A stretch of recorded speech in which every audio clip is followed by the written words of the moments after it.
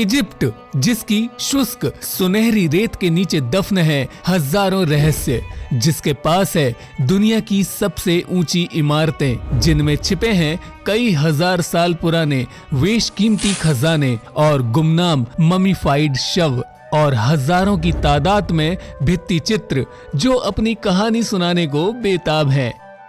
आज से 5000 साल पहले इन बेजान रेगिस्तानों में एक महान सभ्यता की शुरुआत हुई थी, जिसकी बेमिसाल हुकूमत, अद्भुत इंजीनियरिंग ने आज भी लोगों को आश्चर्य में डाला हुआ है।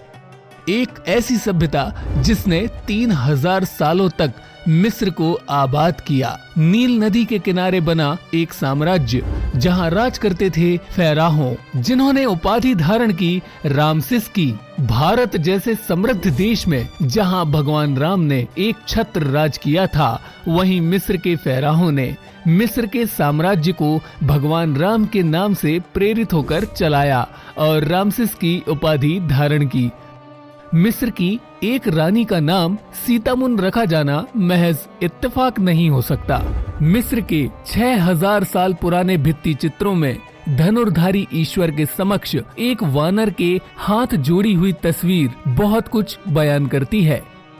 क्या मिस्र की सभ्यता का संबंध सनातन परंपरा से था? इन सभी सवालों के जवाब हमें मिलेंगे मिस्र की इन बेमिसाल पुरातात्विक साइट्स पर, जहां दफन ममी खोलेंगे कई राज।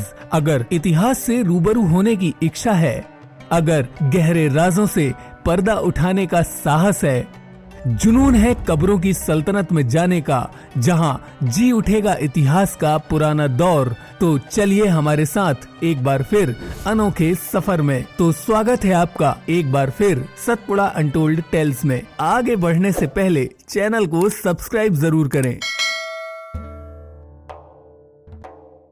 5000 साल पुरानी असाधारण सभ्यता, जिसका कोई मुकाबला नहीं कर सकता था। महान योद्धाओं का एक देश मिस्र, जिसने कई युद्ध देखे, जिसकी रेत के नीचे दबे हैं हजारों संरक्षित शव, जो पिछले हजारों सालों का इतिहास अपने ताबूत में संजोए बैठे हैं।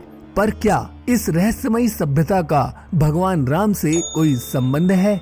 जवाब है हाँ। मिस्र का भगवान राम और रामायण से सीधा और गहरा संबंध है।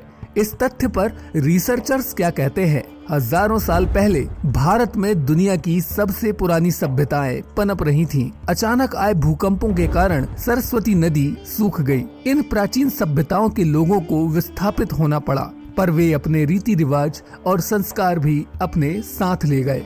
मिस्र के लोगों ने प्राचीन सनातन धर्म को स्वीकारा और अपने अनुसार पालन भी किया। कुछ विद्वानों का मानना है कि भगवान श्री राम के परदादा अजयपति के नाम पर ही बाद में इस देश का नाम इजिप्ट कहलाया। इजिप्ट में प्राप्त एक शिलालेख में वरुण देव तथा इंद्र देव का वर्णन इसे सच साबित करता है। दूसरी तरफ प्राचीन इजिप्ट में दीवालों पर कार्विंग बनाने का रिवाज था, जो मृत्यु के बाद आत्मा के परलोक गमन व पुनर्जन्म का विवरण देते हैं। इन्हीं कार्विंग्स में से एक बहुत ही दिलचस्प है, जिसमें एक धनुर्धारी ईश्वर दिखाए गए हैं, जिनके सामने एक हाथ जोड़े हुए वानर की आकृति उभरी हुई है। स्पष्ट रूप से ये प्रभु श्री राम एवं हनुमान हैं। इजिप्शियन देवताओं की बात करें तो अमुन को नीली त्वचा और मुकुट में पंखों के साथ दिखाया गया है। स्पष्ट रूप से ये श्री कृष्ण का पर्याय है। मुत को आदिशक्ति जगत जननी के रूप में दिखाया है, जो माँ दुर्गा का पर्याय है। खोंशु को श्वेत रूप में दिखाया गया है, जो लक्ष्मण और बलराम का पर्याय है। अमुन, मुत और खोंशु को कई बार एक साथ दर्शाया गया है, जो भगवान राम, सीता और लक्ष्मण के पर्याय है। इजिप्शियन गॉड पिताह भगवान ब्रह्मा के रूप में है, जो संसार के क्रिएटर हैं। पिताह शब्द संस्कृत शब्द पिता से निकला हुआ है। देवता होरस को एक बुल और गले में सर्प के साथ दर्शाया गया है, जो सर्वशक्तिमान महादेव को इंगित करता है। शेषत को ज्ञान और संगीत की देवी के रूप में दिखाया गया है, जो माँ सरस्वती के रूप में दिखाई देती हैं। बबी हनुमान है। खुनम, जिनका सर बकरे का है, दक्ष हैं। अपिडिमाक नरसिंह अवतार हैं। दोस्तों, इतनी सारी सिमिलैरिटीज केवल इत्तेफाक नहीं हो सकती। इजिप्शियन गॉड रा का अर्थ है सूर्य और रामसिस का अर्थ है ईश्वर का आशीर्वाद प्राप्त राजा। अगर हम अमुन और रा को एक साथ लगातार उच्चारित करें तो राम की ध्वनि सुनाई देती है। आप इस वीडियो में बताई गई सारी जानकारी की पुष्टि गूगल पर कर सकते हैं, क्योंकि ये सभी तथ्य पर आधारित जानकारी है। इजिप्शियन सूर्य देव के उपासक थे और प्रभु राम भी सूर्यवंशी थे। भगवान राम का वर्चस्व अनादिकाल से पूरी पृथ्वी पर रहा है और अनादिकाल तक रहेगा। चैनल को सब्सक्राइब करना ना भूलें।